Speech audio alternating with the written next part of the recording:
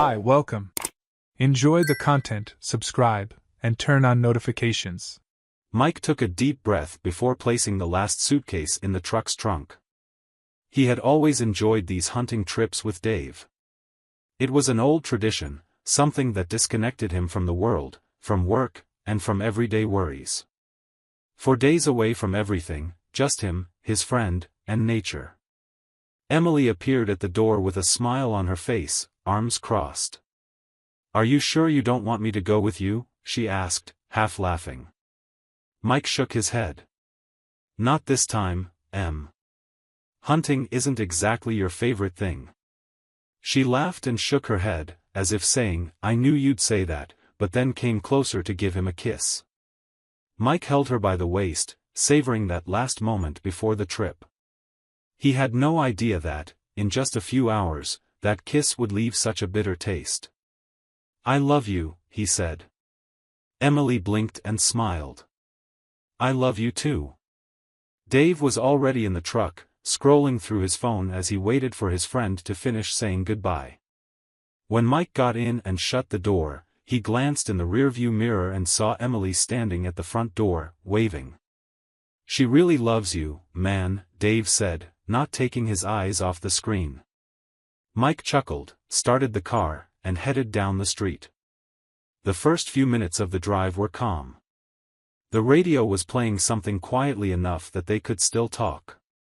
But Dave, in the passenger seat, was focused on his phone, scrolling up and down with a strange look on his face. "What's up?"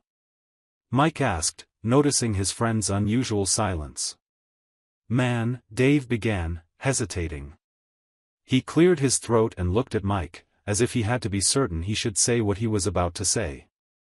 "Just say it," Mike insisted, already feeling a knot in his chest. Dave turned his phone screen toward him.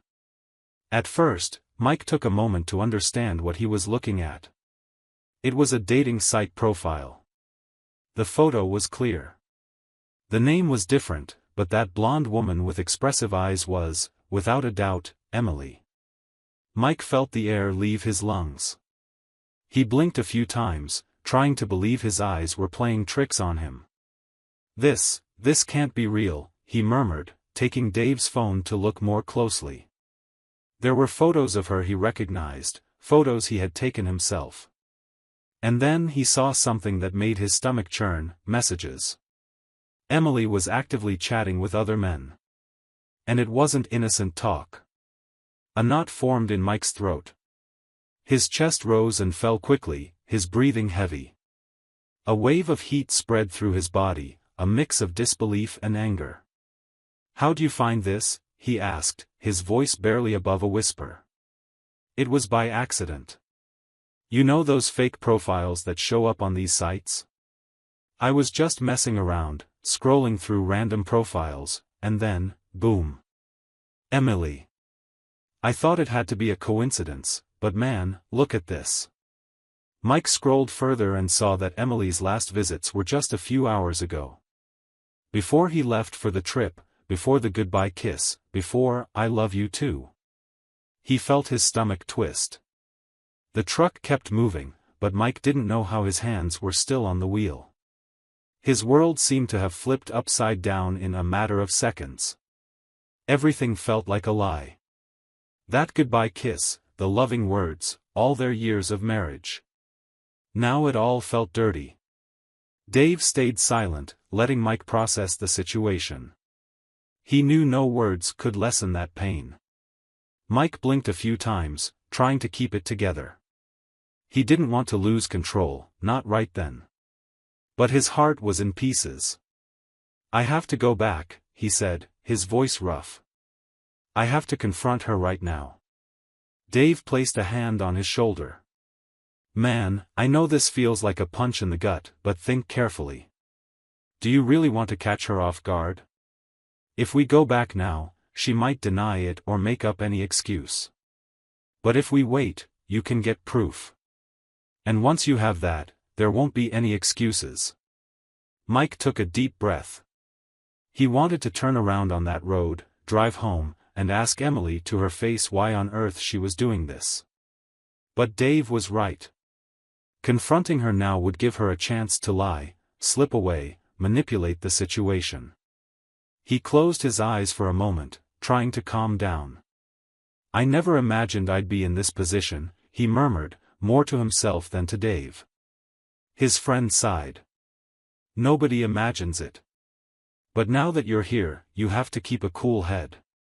Mike gripped the steering wheel. He wasn't the type to run away from problems.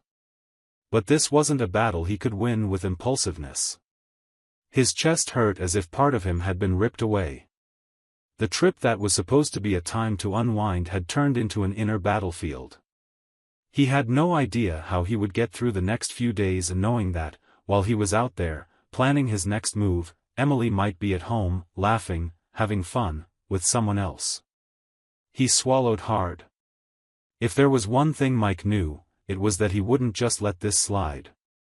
The silence in the truck was thick.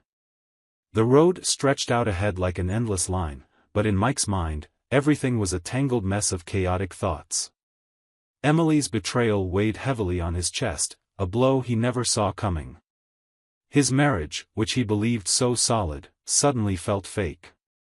Dave kept his eyes on the scenery, giving Mike time to process what he discovered. No words could really ease the damage. But after a few minutes, he broke the silence. "You need to think about what you're going to do," he said, keeping his tone steady yet gentle. Mike clenched the steering wheel until his knuckles turned white. He wanted to do something, anything. He wanted to confront her, yell, ask why. But each time he opened his mouth to speak, all that came out was a heavy sigh. "What am I supposed to do?" He let out a humorless laugh. "What's left to do, Dave? My wife is cheating on me. The woman I share my life with is out there looking for other men, while I'm still with her, thinking we're happy." The knot in his throat tightened, but he refused to break down. He wouldn't cry. Not now. Dave took a deep breath. "Look, I know your first reaction was to rush home and solve this now, but think about it. If you just show up and confront her, she might deny it. She could say it's a fake profile, that it's not serious, whatever. But if you catch her in the act, she can't run." Mike gritted his teeth. Just the idea of seeing her with another man made his stomach turn. "And what if I don't want to wait?" he asked, his voice seething with controlled anger. "Then you can go home right now, and she can erase everything, come up with some excuse, and manipulate you. Or you can bear this pain for a few days, gather absolute proof, and know exactly who she really is." Mike's mind was spinning. The idea of dragging this out was unbearable. But what if Dave was right? What if he needed to see it with his own eyes so there'd be no doubts? The radio kept playing some random song, but he barely heard it. The world felt muted, like he was stuck inside a bubble of frustration, hurt, and anger. He didn't want to live in uncertainty. He didn't want to give Emily the chance to weasel out of this with some well-crafted lie. He inhaled deeply. "Fine," he finally said. "We'll go with that plan." The hunting trip, which had been meant as a getaway, turned into a silent torment. Mike tried to focus, tried to join in conversation and pretend everything was fine, but it wasn't. Every time he picked up his phone, his hand shook as he fought the urge to send Emily a message. To ask where she was. What she was doing. But he held back. On the second night at camp, while the fire crackled and lit up their faces, Dave noticed Mike hadn't touched his food.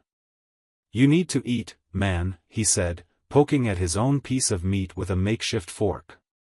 "You're no good to yourself if you go back completely worn out." Mike exhaled heavily. "I just can't." Dave tossed a small stick into the fire. "You know, I've been through something similar. Not exactly the same, but close. Finding out the person you love betrayed you is like getting stabbed in the back. It's not just about the cheating, it's that everything you believed was real, never was." Mike stared into the flames, his eyes reflecting the orange glow. "Do you think she's done this before?" Dave paused to think before answering. I don't know. But that's the thing, if she did it now, what would stop her from having done it before, or from doing it again? His words hit hard. Mike didn't sleep that night. He lay there, looking at the stars, wondering how his life had turned into a nightmare so quickly. The next morning, Dave sat beside him, holding a cup of hot coffee. "Let's cut this trip short." Mike looked at him. "Are you sure?" Dave nodded. "This isn't helping you. You need to go back and face this head on." Mike ran his hands over his face, feeling the stubble growing in. "Then let's catch her in the act." They started packing right away. The adrenaline was already kicking in. But behind all the anger, there was a subtle fear growing inside Mike, because he knew that once he saw the truth with his own eyes, there'd be no turning back. The drive home felt longer than before. Every mile was one more blow to Mike's chest, a countdown to a moment he knew would change his life forever. He wanted to believe there was still a reasonable explanation, some tiny possibility that it was all just a misunderstanding. But the truth weighed on him like a stone. Emily was cheating. He just needed to see it for himself. The truck moved in silence, with Dave driving while Mike stared at the road ahead, fists clenched on his knees. Neither of them said much. Tension hung in the air, the mutual understanding that they were about to cross a point of no return. When they got to Mike's neighborhood, his heart started racing. Everything looked so normal, so frustratingly ordinary, like any other day. Porch lights were on, a few cars were parked along the street. Anyone seeing his truck might think he was just getting back from a weekend away. But he knew he was about to see something that would wipe out all sense of normal in his life. Dave parked on the corner, far enough that the truck wouldn't be noticed. Mike took a deep breath and felt a chill run down his spine as he looked toward his own house. The lights were on. He got out carefully, as though any sudden movement might shatter whatever illusion was left. Dave followed right behind, not saying a word. Their footsteps were the only sound aside from a soft breeze rustling the trees. Mike tried the back door. Locked. He expected that. He took the key from his pocket and turned it slowly in the lock. As he opened the door, he caught the familiar smell of home mixed with something else. Men's cologne. His heart hammered so hard he thought he might pass out. Every muscle in his body felt ready to explode, but he forced himself to go on. He heard muffled laughter from upstairs. His blood froze. He climbed the stairs slowly, feeling each step creak under his feet as though the house itself was warning him about what was coming. When he reached the hallway, the laughter stopped. The bedroom door was almost closed, with only a small gap revealing shadows moving inside. Mike took a deep breath. This was it. He pushed the door hard, and the scene in front of him burned into his mind like a scar. Emily was there, in the middle of the bed, the sheets in disarray around her. The man next to her turned his face in shock, frozen, as if he couldn't believe it himself. For a second, nobody moved. The silence was deafening. Then Emily's eyes went wide, and she pulled the sheet around herself, as if that could hide what was blatantly obvious. "Mike," she started, voice shaking. He didn't respond. His gaze locked on her, but his mind was chaos. His stomach lurched, his hands trembled. A massive wave of fury, disgust, and heartbreak washed over him. The man, desperate to avoid a confrontation, tried to get up, but Dave blocked the doorway. "Don't even think about it," Dave said in a low, warning tone.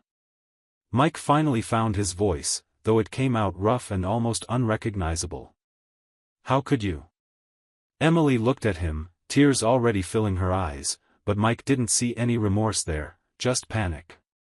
She wasn't sorry she cheated, she was sorry she got caught. "Mike, please, let me explain," she begged, but her voice sounded thin, hollow. "Explain what?" He gave a humorless laugh.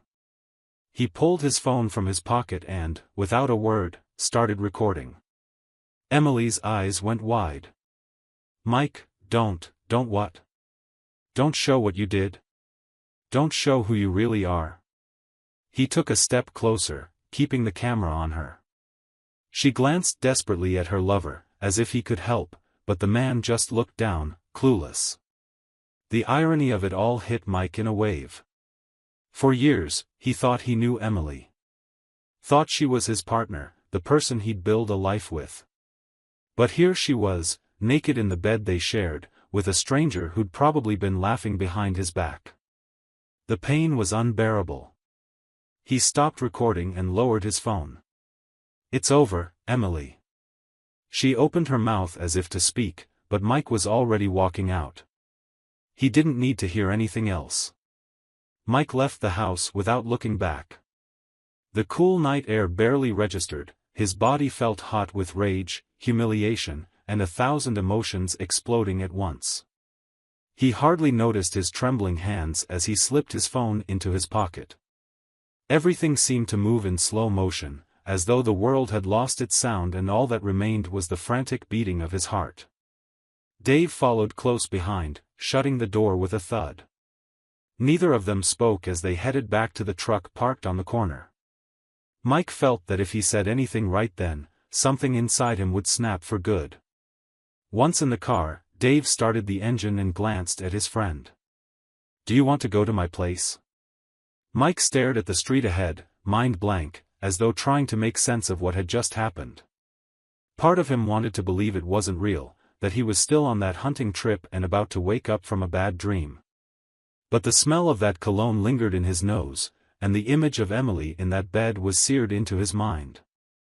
"Just drive," he muttered, too exhausted to decide anything. The engine rumbled, and the truck rolled down the road. They spent several minutes in total silence. Mike leaned forward, elbows on his knees, rubbing his face with his hands, trying to gather his thoughts. But there was no way to organize the chaos inside him.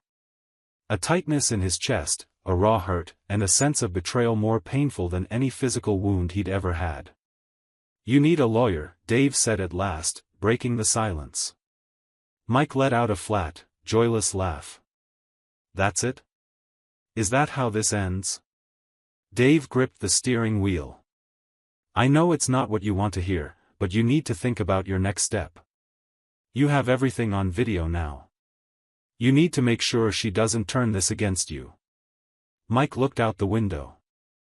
He knew Dave was right, but right then, it all felt pointless. He had just caught the woman he loved in bed with another man. What was supposed to come next? Was it really all about paperwork now? He closed his eyes for a moment and took a deep breath. "I never thought this would happen to me," he murmured. Dave let out a short sigh. "Nobody does. But you can't let her twist the story. You have to act fast, before she tries to manipulate you." Mike wanted to argue, to say he knew Emily and that she wouldn't do that. But he didn't know anything anymore. The woman he saw in that bedroom wasn't the Emily he thought he knew. By the next morning, Mike felt terrible. He hadn't slept at all. He spent the night on Dave's couch, staring at the ceiling, reliving that scene 1,000 times in his head. He tried to eat something, but it tasted like nothing. He felt worn down, like he'd aged years in just a few hours. His phone wouldn't stop buzzing. Emily. She had called over 20 times, sent messages and voice notes, all ignored. He couldn't bear to hear her voice. He didn't want to know what she had to say. But then a message popped up on the screen, and this time the words made his blood run cold. "Mike, answer me. I need to explain. It wasn't just cheating. I did this because I thought you were infertile." What on earth was that supposed to mean? Mike frowned, heart pounding. He stared at his phone as though it were a code he couldn't break. Infertile? Where was this coming from? He jumped to his feet, a surge of adrenaline rushing through him. He wanted to confront her. He wanted to know what she was talking about. But one thing was clear. This betrayal was bigger than he thought. The park felt like a cruel backdrop for that conversation, somewhere meant to bring peace, now turning into the setting for yet another open wound. Mike's chest felt heavy as he walked to the bench where Emily was sitting. Her face looked worn, eyes red as if she hadn't slept, but he felt no sympathy. He just wanted answers, and then he wanted to move on. He stopped in front of her, arms crossed, jaw clenched. "Just talk, Emily." She lifted her eyes to him, hesitant, and took a deep breath before speaking. "I know you hate me. I know nothing I say can erase what I did. But, there's something you need to know." Mike showed no reaction. "You've got 2 minutes." She swallowed hard and looked down at her hands, like she was searching for the courage to speak. "I tried to get pregnant for years, Mike. You know that. At first, I thought it was stress, or that we just had to wait. But as time went by and nothing happened, I went to a doctor. I had every test done." Mike's heart started pounding, but his face stayed cold. "And?" Emily clutched her hands in her lap, her voice trembling. "All my tests came back normal. There is absolutely nothing wrong with me." Silence fell between them, suffocating.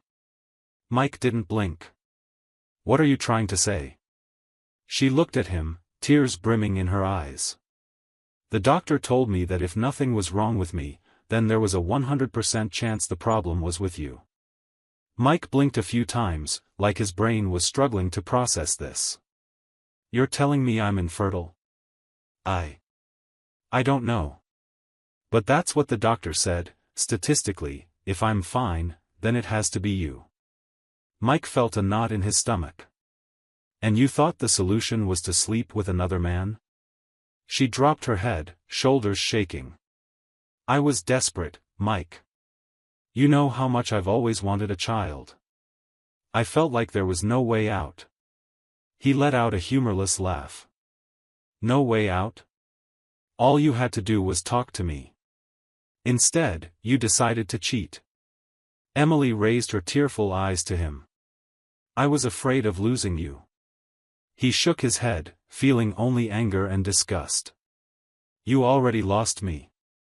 He turned and walked away, not looking back. Emily could keep talking, keep crying, keep trying to justify herself. But for him, there was nothing left to say. Their marriage ended the moment she chose to cheat. Driving back to Dave's place was a blur.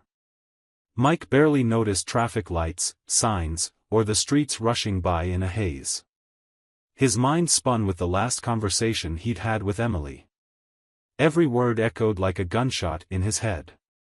"If nothing's wrong with me, then there's a 100% chance it's you." What was he supposed to do with that?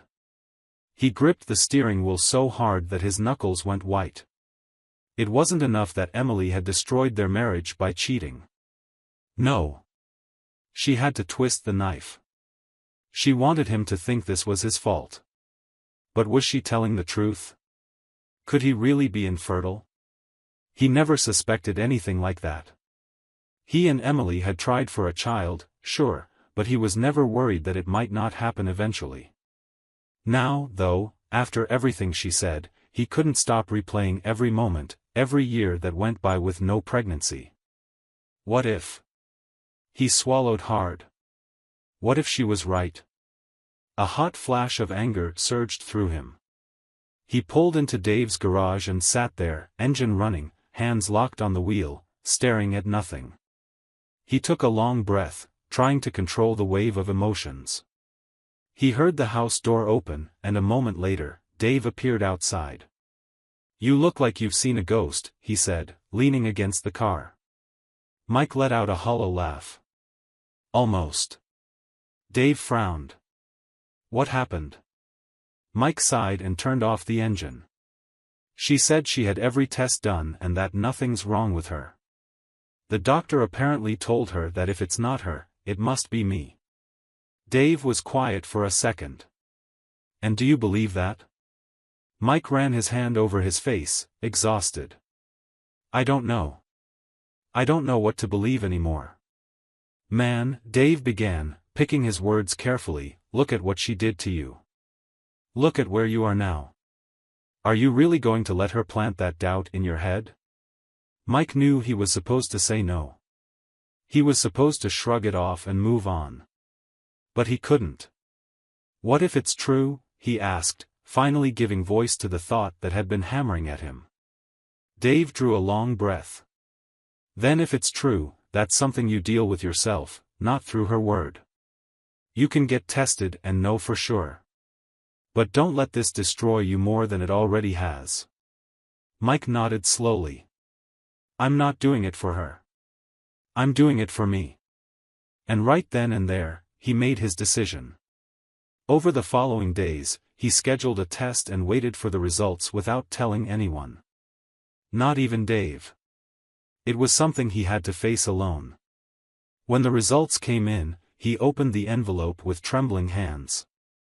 Then he saw the truth.